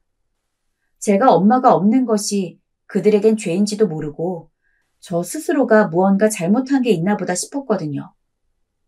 하지만 저를 피해 도망가는 친구 하나를 부여잡고 뭐 때문에 나를 피하는지 말해달라고 이야기하자 그 친구는 자기 옷자락을 잡은 제 손을 탁 치고는 너 엄마도 없잖아 라며 도망가는 걸 보고 아, 내가 엄마가 없는 게 문제였구나 라는 걸 알게 되었습니다. 그 후로는 일부러 애들과 어울리려 하지 않았습니다. 친구를 사귀고 싶지도 않았고 누군가가 다가온다고 해도 쌀쌀맞고 냉정하게 굴어서 저에게 멀어지도록 했어요. 그게 절 지키기 위한 방어 전략이었습니다. 지금 그때로 돌아간다면 다른 선택을 할 수도 있었겠지만 당시의 저로서는 그게 최선이었거든요. 엄마 없는 아이라는 타이틀, 그리고 이로 인한 또래 친구들의 반응을 아무렇지 않게 견딜 자신이 없었으니까요. 그래도 다행인지 불행인지 엄마 아빠 없는 아이가 아니라 엄마 없는 아이 정도에서만 그쳤던 건 아무리 제 아빠가 아빠 노릇은 단 한 번도 하지 않고 그저 집에서 술만 마시는 무능력한 알코올 중독자라고 할지라도 살아 계셨기에 그럭저럭 아빠에 대한 이야기는 한 번도 뒷말로 나오지 않았습니다. 하지만 그것도 고등학교 때까지였죠. 정확히 제가 고3일 때 아빠는 돌아가셨습니다. 사랑하지도 않았고 원망만 많은 사람이었는데도 참 신기하게 절 키워준 부모라 그런지 눈물이 많이 났습니다. 정말 이제 혼자라는 생각이 들면서 외로움이 찾아왔고 마지막 숨을 거둘 때 아빠의 모습이 너무나 추레하고 초라한 행색을 하고 있어서 그게 많이 안쓰러웠나 봅니다. 아빠 역시 집 나간 엄마를 저처럼 그리워하고 계셨을 테고 그 고통이 컸을 테니까요. 부모가 없는 자식으로 길고 긴 학창시절을 보냈지만 그렇다고 제게 위안이 없던 것은 아니었습니다. 다행히 제겐 고모가 있었어요. 고모는 엄마가 도망가고 아빠가 살아계신 동안에 저희 집에 무척이나 자주 찾아와 주셨습니다. 고모는 비혼주의였기 때문에 결혼은 하지 않으셨지만 자신의 유일한 오빠의 딸인 저를 친딸처럼 엄청 사랑해 주셨어요. 제가 고사리 손으로 아빠의 목까지 저녁상을 차리고 있자면 때마침 장을 보고 온 고모가 오빠는 애 밥도 안 차려주고 뭐해? 라며 아빠를 나무라곤 직접 따끈한 밥을 차려주시기도 했고, 학교 가기 전 제 머리를 따아주시거나 제 손을 잡고 주말에 쇼핑을 나가서 예쁜 옷을 사주는 날도 있었습니다. 제대로 된 부모가 없던 제게 고모는 제 엄마이자 아빠였죠. 하지만 중학교 때는 어쩐지 그게 참 미안하고 화가 났습니다. 흔히 질풍노도의 사춘기 시기라고 하죠. 저도 사춘기를 겪었었나 봅니다. 고모가 아무런 바라는 것 없이 저를 사랑해주는 행위가 부끄러우면서도 이렇게 대해주지만 고모도 날 번거롭게 여기는 건 아닐까? 어쩔 수 없이 떠맡는 건 아닐까? 라는 의심이 마구잡이로 들었어요. 지금 생각하면 고모에게 미안하지만 저로서는 당연히 들 수밖에 없는 생각이었던 것 같습니다. 무조건적인 사랑을 준다는 부모에게조차도 사랑을 받아본 적이 없는 제가 어린 나이에 모든 걸 어른스럽게 이해하고 아무런 의심 없이 고모의 사랑을 받아들이기는 힘들었으니까요. 그 탓에 꽤 오랜 기간 고모의 손길을 거부하고 등을 돌려 고모의 마음을 아프게 했습니다. 하지만 고모는 계속 꾸준히 저를 사랑해 주셨어요. 제가 아무 이유 없이 화를 내도 묵묵히 들어주며 공감해 준다는 듯 고개를 끄덕였고, 밥 먹기 싫다는 어처구니 없는 때를 부려도 제 몫의 식사를 차려주신 채 본인은 피해 있기도 했죠. 그걸 몇 개월 넘게 반복하다 보니 그때는 저도 고모를 점차 마음에 받아들일 수밖에 없었습니다. 고모가 저를 무척이나 아낀다는 사실도요. 하지만 아빠가 돌아가시고 얼마 지나지 않아서 고모는 미국에 가게 되었습니다. 서정아, 고모가 자주 올게. 응? 밥 거르지 말고 있어. 고모 연락 꼭 받고. 고모가 가던 날 얼마나 울었는지 기억도 나지 않습니다. 마치 영영 헤어지는 느낌이었거든요. 하지만 제가 운다고 해서 바뀌는 것이 있는 것도 아니고 괜히 고모 마음만 불편해지는 일이었기 때문에 애써 눈물을 닦아내면서 공항에서 고모를 배웅했던 것 같습니다. 정말 솔직한 말로 고모는 어떻게 저희 아빠랑 한 배에서 태어났는지 모를 정도로 능력 있는 분이었기 때문에 해외 스카우트가 없지 않았고 그동안은 저를 돌보느라 프리랜서처럼 일을 하고 그랬지만 제가 성인이 다 되어가기 때문에 고모로서도 본인 인생을 찾아야 했을 겁니다. 그리고 그게 미국 이민이었죠. 고모가 입국장으로 들어가는 모습을 한참 동안 보다가 저는 이제 제 살 길을 찾아야 한다는 걸 깨달았습니다. 고모가 꾸준하게 용돈을 붙여준다고 했지만 고모에게 미안한 일이기도 하고 어른으로서 스스로 살아가는 방법을 터득해야 했으니까요. 그래서 닥치는 대로 아르바이트를 시작했습니다. 자는 시간만 빼고 전부 일만 했다고 해도 과언이 아닐 정도로 부단히 일을 했습니다.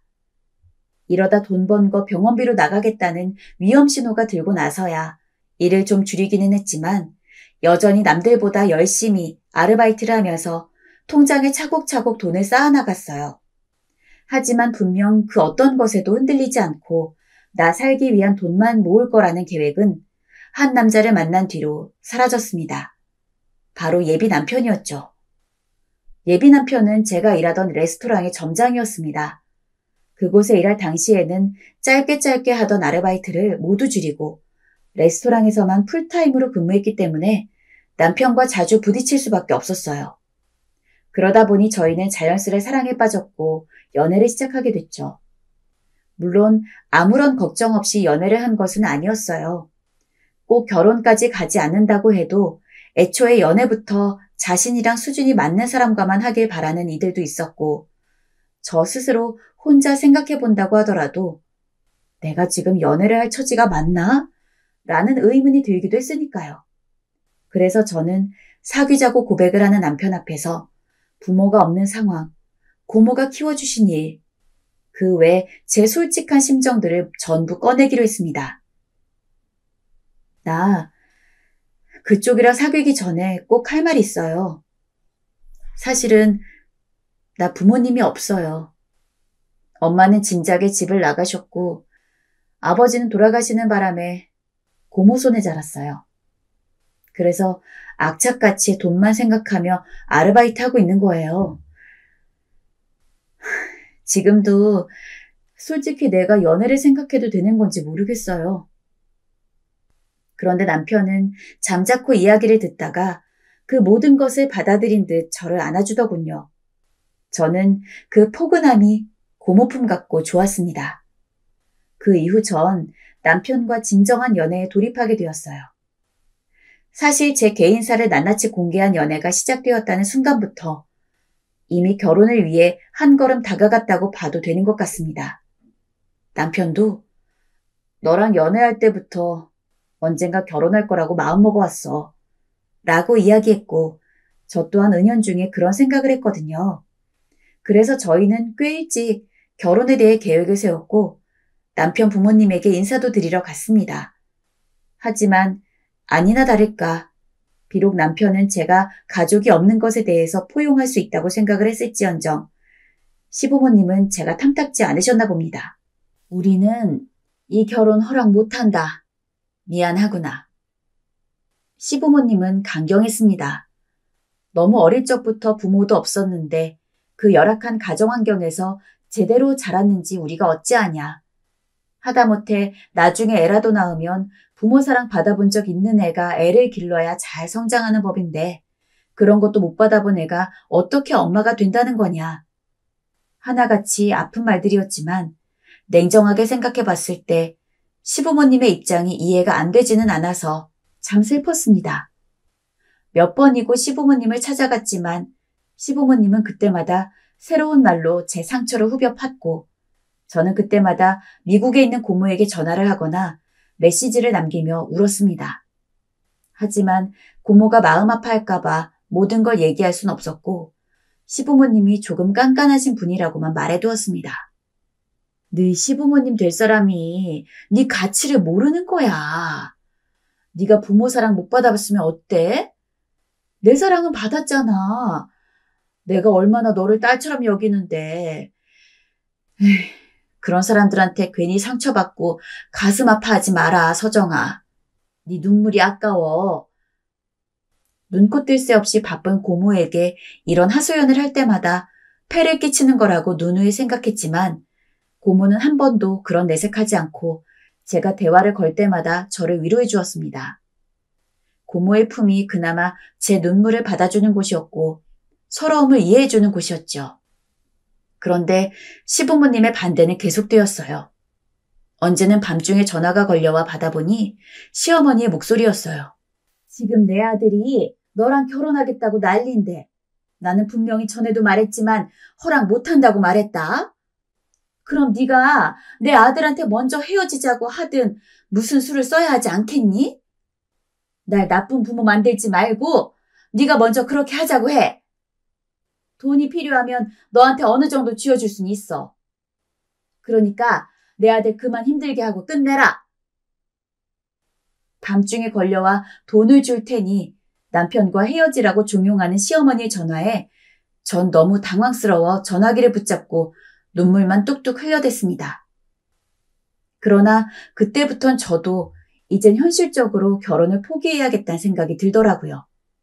축복을 받으면서 해야 할 결혼인데 이 정도로 결혼을 극심하게 반대하는 시부모님이 있다면 결혼을 하더라도 행복하지 못할 것 같았어요.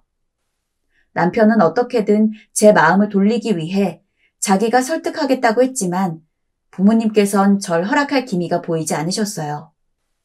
저 역시 마음의 상처가 한가득 생겨 더 이상은 결혼을 위한 사투를 벌이고 싶지 않았지요. 그래서 전 남편에게 전화를 걸어 근처 카페에서 만나자고 한 후 헤어지자 말을 내뱉고 말았습니다. 서정아, 난 안 돼. 내가 설득할 수 있다니까? 제발 포기하지 마, 서정아. 하지만 저는 똑같은 말을 하며 절 설득하는 남편의 손길마저 뿌리치고 그 뒤로 남편이 전화를 해도 받지 않고 결혼 파토라는 현실을 받아들이려 부단히 노력했습니다. 미친 듯이 일을 하고 친구들을 만나 술을 마시면서 나름대로 버텨나가고 있었죠. 그런데 그 무렵 갑자기 남편이 제가 하는 집으로 찾아와 부모님 설득했어. 다시 한번 가서 인사드리자. 라며 대뜸 저를 끌고 가더군요. 저는 얼떨떨한 얼굴로 시댁에 들어가선 어머님과 아버님의 눈치를 보다 정말 마지막이라는 생각으로 한 번 더 이야기했습니다. 제가 마음에 들지 않으시는 거 잘 알지만 그래도 이 사람이랑 잘 살아나가 볼게요. 한 번만 믿어주세요, 어머님, 아버님. 너 아니면 내 아들이 죽겠다고 하더라. 그래서 이 결혼 허락해주는 거야. 네가 마음에 들어서가 아니라 내 아들 때문이야. 대신 결혼해서 시부모한테 똑바로 못하면 바로 내쫓길 줄 알아라. 시부모님은 마지막까지 여전히 제가 마음에 안 든다는 표정으로 상처되는 말을 하셨지만 결국 저희 보고 날짜든 뭐든 다 알아서 하라며 손을 내저었습니다. 어쨌거나 허락의 표시였죠. 이미 마음 깊이 한 번 포기했던 일이 다시 성사되니 솔직히 기쁨은 이루 말할 수 없었습니다. 남편은 저에게 바로 예식장, 청첩장 준비를 하자고 했습니다. 하지만 저는 고모가 제 부모님이나 다름없는 이상 꼭 시부모님과의 상견례가 하고 싶었어요. 시부모님이 그리 원치 않을 거라는 건 예상했지만 저는 제 혼주석에 고모가 앉아주시기를 원했고 그러려면 당연히 결혼 전 시부모님과 인사를 나누는 게 맞다고 생각했으니까요. 이런 제 생각을 이야기하자 남편은 당신이 원하면 그렇게 하자고 말했고 사실은 제가 말하기도 전에 자신이 제의하려 했다고 하더군요. 고마워. 그럼 고모한테 물어볼게. 근데 시부모님 허락도 맡아야 하지 않을까? 어머님, 아버님은 상견례 안 하시는 줄 알고 있으실 텐데. 그건 걱정 마. 내가 미리 말해놓을 테니까. 남편은 든든하게도 자신이 대신 말하겠다고 했고 저는 그 자리에서 바로 고모에게 전화를 걸었습니다. 고모, 혹시 시부모님 될 사람들이랑 인사해 줄 수 있어? 상견례 자리를 가지고 싶어서 고모를 꼭 모시고 싶어요. 혹여나 고모가 번거로울까봐 조심스러운 물음이었지만 고모는 너무나 밝은 목소리로 대답했어요. 그럼 서정이 네 결혼인데 당연히 가야지. 고모가 안 가면 되겠어? 잠시만 고모가 날짜 좀 확인해 볼게. 고모는 바로 편한 날짜를 잡기 시작했습니다. 인생에서 가장 기쁜 순간을 꼽자면 딱 그때였던 것 같습니다. 사랑하는 사람과 결혼 준비, 그리고 부모로서의 고모. 사실 일반적인 고모 위치의 사람이 시부모님과 상견례 자리를 가진다는 것은 어지간해서는 없는 일이라는 것을 잘 알고 있습니다. 하지만 전 고모가 제 부모님과 같았기 때문에 마치 양가 부모님끼리 인사를 나눈다는 측면에서 고모가 상견례 자리에 오기를 원했던 것이고 고모 역시 그런 제 마음을 잘 알고 있으며 본인도 정말 저를 딸처럼 생각해 주었기 때문에 바쁜 와중에도 시간을 내어서 상견례 자리에 참석해 주는 것임을 알았기 때문에 기쁠 수밖에 없었죠. 그런데 며칠 후 갑자기 시어머님으로부터 전화 한 통이 걸려왔어요. 어머니 목소리는 저를 처음 본 날처럼 뾰족하게 그지없었죠. 얘 아가, 아무리 부모같이 키웠다지만 진짜 부모도 아니고 친척인데 우리가 왜 굳이 인사를 나눠야 하니? 그게 어머님, 제 혼주석에 고모가 앉으실 거고 제겐 부모님 같으신 분이니까 인사 정도는 미리 나눠도 좋을 것 같아서요. 고모가 미국에 있어서 자주 뵙진 못하지만 그래도 한 가족 될 사람이라. 참나, 가족은 무슨. 그래서 너는 번거롭게 꼭 그 상견례를 해야 하겠다는 거야? 저는 대놓고 반대하는 시어머니의 말에 저는 우물쭈물거렸고 그걸 본 남편이 전화를 가로채 시어머니에게 대신 화를 내주었습니다. 서정이가 고모를 모시고 싶어하는 건 당연한 게 아니겠냐고. 내가 알아서 할 테니 어머니 더 이상 아무 말 하지 말라고요. 시어머니도 남편이 씩씩거리며 나오자 기가 죽었는지 아무 말 없이 끊으셨습니다. 저는 내심 시어머니의 기분이 상하셨을까 걱정되었지만 그래도 상견례만큼은 고모를 모시고 싶었기 때문에 어떻게든 애써 찝찝한 기분을 떨쳐내었어요. 남편은 고모가 저 때문에 멀리 미국에서 오는 걸 알았기 때문에 상견례 자리도 일부러 고모에게서 멀지 않은 정통 한정식 집으로 잡아주었습니다. 그리고 저는 그 배려가 무척이나 고마웠어요. 비록 시부모님은 좋아하시지 않았지만 남편만큼은 평생 동안 사랑하며 살 수 있을 거라는 생각이 들었죠. 그렇게 시간이 흐르고 흘러 상견례 날, 저와 남편 그리고 시부모님은 미리 한정식 집에 가 있었습니다. 약속 시간은 1시였고 딱 그날이 고모의 격리가 풀리는 날이었죠. 직원이 내주는 차를 마시면서 고모를 기다리는데 갑자기 저에게 전화가 왔습니다. 발신 있는 고모였어요. 여보세요? 서정아, 혹시 상견례 시간 좀 미룰 수 있어? 고모는 다급해 보이는 목소리였어요. 제가 무슨 일이냐고 묻자 고모는 자가격리 시설에서 풀리는 시간이 따로 있다는 걸 몰랐는데 알고 보니 그 시간이 정오였고 아무리 빠르게 출발한다고 해도 한정식집까지 약속 시간에 맞춰 도착하기가 힘들다는 내용이었습니다. 고모는 딱 2주가 되는 날이면 아무 때나 나갈 수 있을 거라 판단하고 일부러 일찍 점심 약속으로 잡은 거였는데 예상치 못하게 계획이 틀어진 거였죠. 하지만 이미 시부모님이나 저, 남편 모두 한정식집에 들어와 있는 상황이었기에 자리를 비울 수가 없었습니다. 저는 일단 고모에게 잘 말씀드릴 테니 천천히 오라고 말하고는 시부모님에게 달려가 상황을 설명드렸어요. 어머님, 아버님, 고모가 외국에서 입국하시는 것 때문에 격리시설에 나갈 수 있는 시간을 착각하셔서 조금 늦을 수도 있다고 말씀하셨어요. 죄송해요. 고모도 너무 죄송하다고 최대한 빨리 오겠다고 했으니까 조금만 기다려주세요. 원래 시부모님은 상견례 자리를 그리 가지고 싶어 하지 않으셨는데 제 부탁으로 남편이 설득해서 어쩔 수 없이 나온 거였기 때문에 저는 더욱 몸둘 바를 몰라 거듭 고개를 숙였어요. 그런데 이어지는 시어머니의 말은 또다시 날카롭기 그지없었습니다.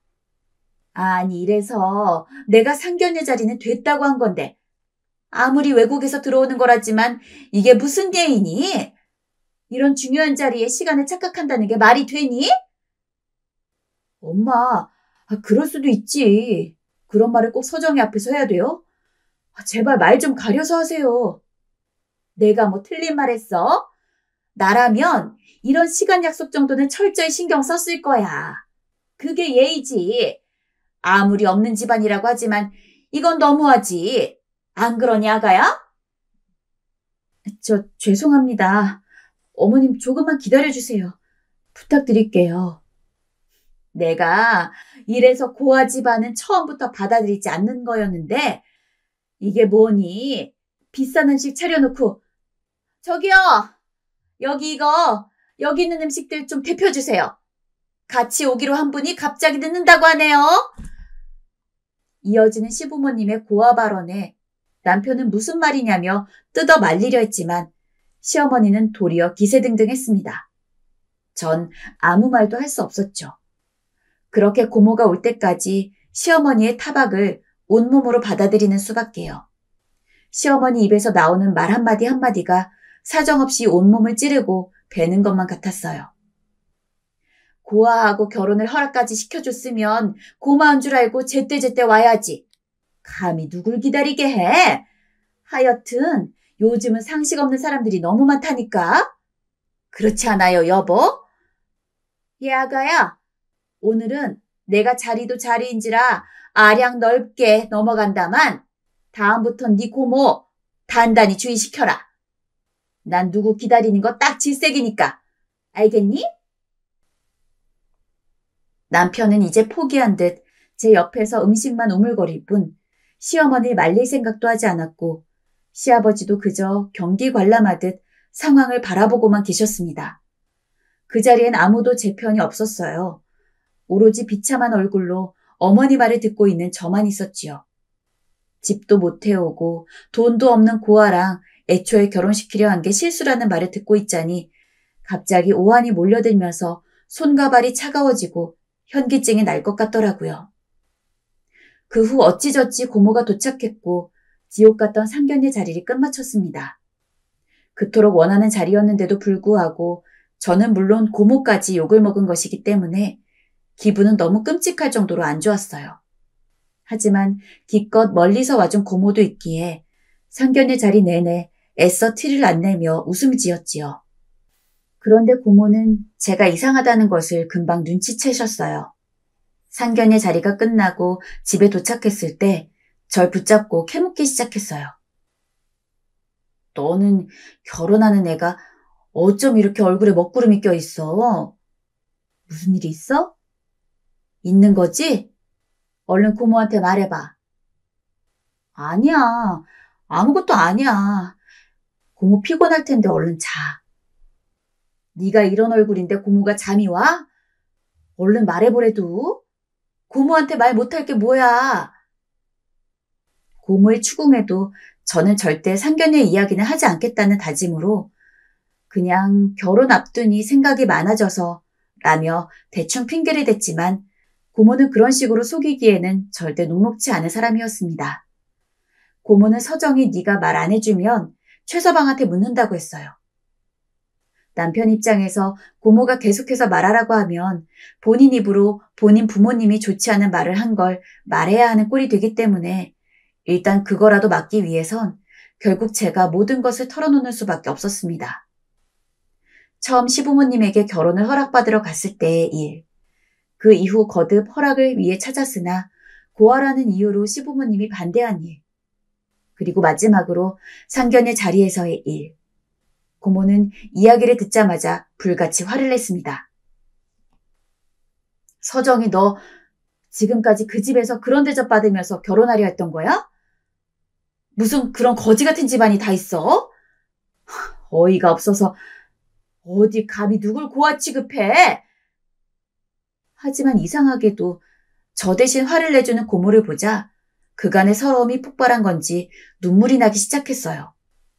간신히 참아왔던 눈물은 그칠 줄을 모르고 하염없이 흘렀고 저는 그 자리에서 고모의 품에 안겨 오열까지 하고 말았네요.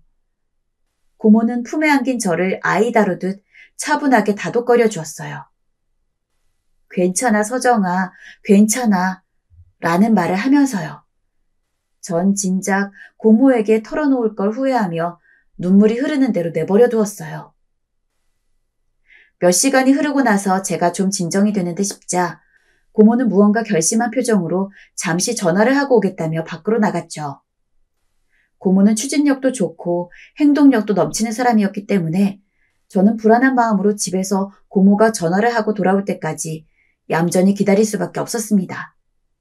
그리고 한 30분이 지났을 즈음 고모는 저에게 갈 데가 있다며 얼른 외출복을 입고 나오라고 체근했고 저는 뭔지도 모르는 이유로 고모에게 떠밀려서 대충 외투 정도만 걸치고 고모를 따라 밖으로 나왔습니다.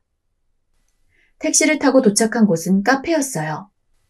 그리고 고모에게 이끌려간 그 카페 안에는 놀랍게도 남편과 시부모님이 앉아 있었습니다. 설마 남편의 시부모님까지 있을 줄을 몰랐기에 당황스러운 얼굴로 그들을 보는데 고모는 제 손을 잡고 그 자리까지 끌고 갔습니다. 비록 낳아준 부모는 세상에 없을지언정 지금은 내가 얘 부모입니다. 난 결혼할 생각도 없고 서정이 하나 잘 먹고 잘 살면 만족해서 얘가 좋은 곳에 시집 가면 내 그만큼 제대로 챙겨주려고 했었고 나중에 나 죽으면 내가 가지고 있는 것들 전부 서정이가 가지게 하려 했습니다. 근데 아무리 봐도 시부모 될 사람들이 우리 서정이랑 한 가족이 되기에는 너무 부족해 보이네요. 요즘 시대가 어느 때인데 부모 없는 거 가지고 뭐라고 하는 몰상식한 사람들이 있을 거라고는 생각도 못했는데 그 몰상식한 사람이 서정이 예비 시부모일 거라고는 상상도 못했네요. 시부모님은 말할 틈도 안 주고 쏘아붙이는 고모 말에 어안이 벙벙한 표정이었습니다. 그러다 고모 말을 가만히 듣고 있던 시어머니가 자존심이 상했는지 제게 했던 막말을 이번엔 고모에게 퍼붓기 시작했습니다. 아니 지금 여기까지 사람 불러다 이게 무슨 행패예요? 고아를 그럼 고아라고 하지 뭐라 합니까? 참나. 그리고 뭐라고요? 수준 낮은 집? 이보세요. 누굴 보고 수준 낮은 집이라고 하는 거예요? 기가 막혀서 원 고아랑 결혼 허락해준 거로도 감사한 줄 알고 고개 조아릴 줄 알아야지 누구한테 뭐라 하는 거예요? 본색을 드러낸 시어머니의 모습에도 고모는 그럴 줄 알았다는 듯 차분했어요. 그러더니 고모는 가방에서 서류 하나를 꺼내더니 테이블 위에 턱 올려놓았어요.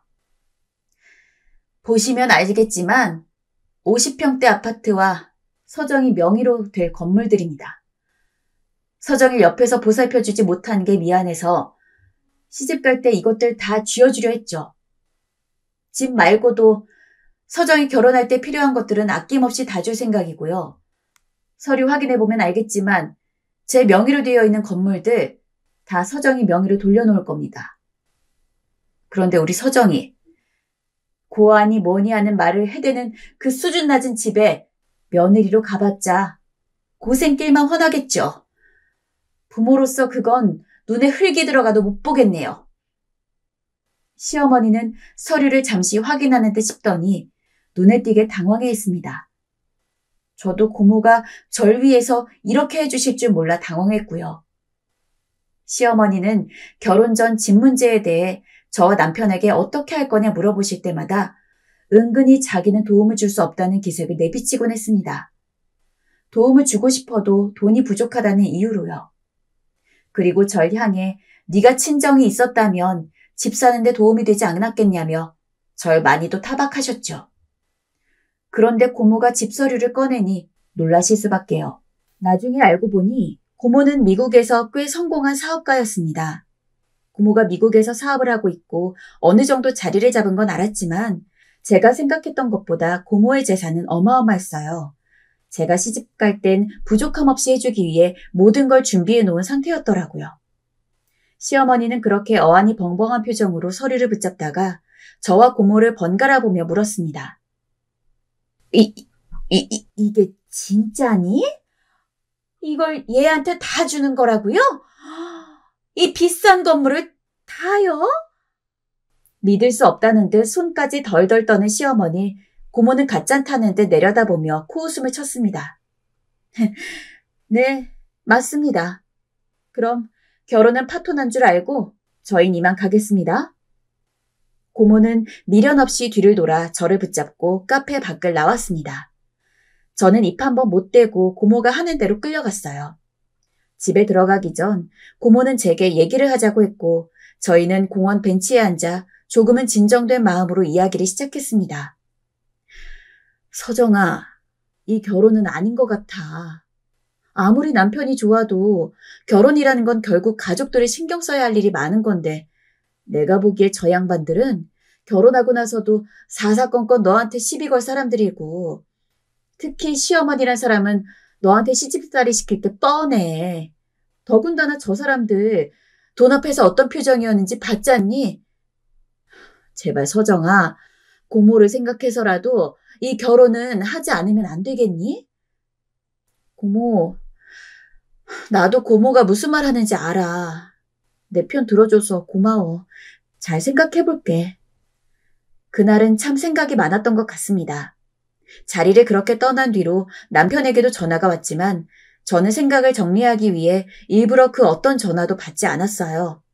방에서 오랫동안 생각을 정리한 결과 전 결혼은 고모의 말대로 집안을 살펴야 하는 거고 두 사람만 좋다고 할 수 있는 게 아닌 것 같다는 생각이 들었습니다. 아직 남편을 사랑하는 마음은 남아있지만 이런 시댁에 묶여 산다면 결국 남편과도 갈등이 생길 거고 그러다 보면 사랑하던 마음조차 떨어져 나갈 거란 생각이 들더라고요. 그건 제게 또 다른 고통이 될 거고요. 저는 정리한 생각을 고모에게 말해주었고 고모는 잘 생각했다면서 제 결정을 지지해 주었어요. 그리고 절 꼭 껴안아주면서 오히려 제게 진작 재산을 미리 수여하지 못해 미안하다고 하더라고요. 서정아, 시집 갈 때 정리해 주려고 했는데 고모가 생각이 짧았어. 네가 시댁될 집안에 이런 대접을 받을 줄 알았다면 진작 줬을 텐데 명의는 다 네 걸로 돌릴 거니까 이제부턴 하고 싶은 거 마음껏 하면서 편하게 살아. 그 누구에게도 기죽지 말고. 알겠지? 고모의 말에 왜 이렇게 눈물이 나던지. 그 누구에게도 기죽지 말라는 고모의 말은 그간 얼어붙어 있던 제 마음을 너무도 따스하게 위로했습니다.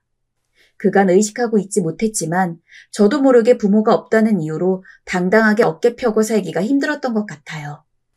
겉으론 부모가 없어도 괜찮다고 스스로를 위로했으면서도 언젠가부터 사람들을 만날 때마다 자연스레 위축되었고 그래서 시부모님께 그런 모욕적인 말을 들으면서도 말 한마디 할 수가 없었던 것 같았지요.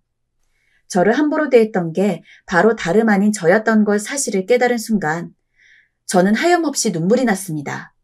그리고 이번에도 저를 보듬어주는 고모의 손길에 그대로 기대 울지 못한 마음을 잠시나마 내려놓았네요. 그리고 고모는 어떻게든 제 손에 재산을 쥐어주고 싶어 하셨지만 저는 고모가 힘들게 모은 돈인 만큼 쉽게 그것들을 받을 수가 없었어요.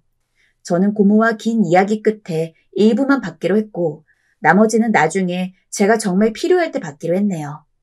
그 이후 고모와는 오순도순 단둘만의 시간을 보냈어요. 고모가 한국에 오면 가보고 싶었던 인사동도 가보고 함께 좋은 레스토랑에서 식사도 하면서 그간 못다한 이야기들을 나누었어요. 고모가 없었다면 분명 방에서 착잡한 마음으로 시간을 보냈을 텐데 덕분에 참 행복하고 평화로운 시간을 보냈어요. 하지만 그 이후 고모도 경악할 만한 정말 놀라운 사건이 생겼네요. 회사에서 근무를 하고 있는데 시어머니로부터 전화가 걸려온 거였습니다. 일부러 받지 않았지만 회사 앞에 있다고 문자를 보내오셨더라고요.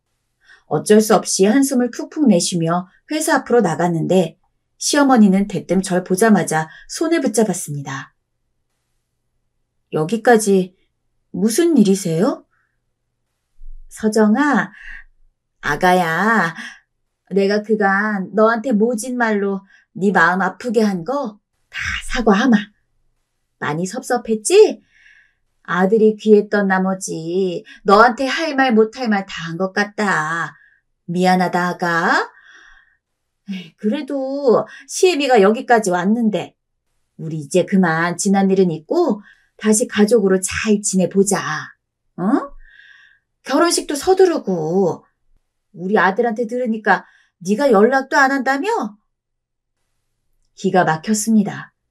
분명 돈 때문이었어요. 그간은 제가 가진 것 없고 부모가 없으니 막대했지만 제게 돈이 많다는 걸 확인하자 안색을 바꾸고 결혼을 서두르려 하는 속셈이었죠. 너무 속이 훤히 보여 순간 저도 모르게 머리가 아파지더라고요. 어머니, 죄송한데 저희 이미 끝난 상태예요. 결혼 안 하기로 했어요. 아드님한테 물어보세요. 저는 어머니와 더 할 말이 없습니다. 이만 돌아가 주세요. 그리고 앞으로 이렇게 회사 앞으로는 찾아오지 말아주시고요. 돌아가 달라고? 아니 얘, 시어머니가 여기까지 찾아왔으면 그 서기를 봐서도 수그리고 들어와야지. 어른한테 이게 무슨 예의니? 내가 다 잘못했다니까. 앞으로 너한테 고아라니 이런 말은 일절하지 않으마. 시집살이도 없을 거야. 내가 약속할게. 네가 원한다면 각서까지 써줄 수 있다 나는. 각서까지 써준다는 시어머니의 표정은 참으로 간곡하기 그지없었습니다. 저는 그런 시어머니 얼굴을 보자 갑자기 화가 치밀어 올랐어요. 어머니, 듣자 하니 정말 뻔뻔하시다는 생각 안 드세요? 불과 며칠 전 상견례 자리에서 저한테 고아라며 저 같은 애 받아주신 것만으로도 감사해야 한다고 말하신 분 어디 가셨어요? 죄송하지만 저는 죽었다 깨어나도 어머니 며느리 될 생각은 없습니다. 시어머니 뭐라 하려 했지만 저는 그냥 그 자리에서 뒤를 돌아 회사로 돌아가 버렸습니다. 갑자기 생각을 정리할 틈도 없이 빠르게 튀어나온 말에 스스로도 놀랐지만 이제야 제가 할 말을 했다는 생각이 들어 속이 너무 후련했어요. 진작 이랬어야 했는데 하는 생각마저 들었습니다. 지금까지 왜 이렇게 말하지 못하고 빌빌거리며 시어머니의 모든 비위를 맞추려 했는지 그 시간과 세월이 제 자신이 후회되기도 했네요. 그 사달이 난 뒤로 또 2주가 흘렀습니다. 문제는 남편이에요. 남편은 계속 저에게 연락을 해오고 있는 상황입니다. 이대로 헤어질 수 없다며 문자고 전화를 해오고 있는데 전 사실 마음이 흔들려요. 시어머니 때문이라도 결혼은 하지 않기로 마음을 정했는데도 남편이 저를 진심 어린 마음으로 붙잡으니 그 마음을 모른 척할 수가 없어요. 자꾸 남편과 보냈던 시간들과 결혼한 후 하기로 했던 계획들이 생각나면서 마음이 바뀌어지려 해요. 이러면 안 된다는 걸 알고 있는데도요. 더군다나 며칠 전 남편이 마음고생이 많았는지 건강이 악화되어 병원에 입원했다는 소식까지 듣자 저 때문에 그렇게 된 것만 같아 남편이 너무나 신경 쓰여 잠도 제대로 못 이뤘어요. 고모는 다음 주에 다시 미국으로 가시는데 결혼은 절대 안 된다며 성화고 남편은 또 남편대로 병원에 있는 와중에도 저와 고모를 설득하려고 성화입니다. 휘둘리는 제가 너무도 바보 같지만 도저히 어떻게 해야 할지 모르겠어요. 결혼을 결심해본 분이라면 알겠지만 남편을 선택하기까지 저는 정말 신중하게 생각했고 이 사람이라면 행복할 거란 확신이 컸어요. 그랬던 만큼 같이 보낸 시간도 추억도 많고요. 그것들을 등지고 살 수 있을까요? 결혼을 파토낸 제 선택을 후회하지 않을 수 있을까요? 남편을 여전히 좋아하는데 이미 주변 사람들끼리 깊어진 감정의 골을 어떻게 할 자신이 없어진 것 같아요. 평소 부모님 생각을 한 번도 한 적이 없었는데 어제는 진짜 처음으로 이럴 때 나한테 제대로 된 부모님이 있었다면 해결해 주셨을까? 하는 의미 없는 가정까지 했습니다. 남편이 하도 간절히 부탁하는 통에 일단 고모가 돌아가시기 전에 한 번 더 만날 자리가 있을 것 같은데 만일 만나게 된다 해도 저는 어떤 태도를 취해야 할까요? 고모도 화가 나 있는 상황이라 어찌해야 제가 현명하게 대응할 수 있을지 모르겠습니다. 이 상황 순탄하게 잘 마무리될 수 있을까요? 이대로 남편과 헤어지는 게 답일까요? 부디 저보다 많은 인생을 사신 선배님들께서 댓글로 조언을 해주신다면 결정을 내리는데 많이 참고하도록 하겠습니다.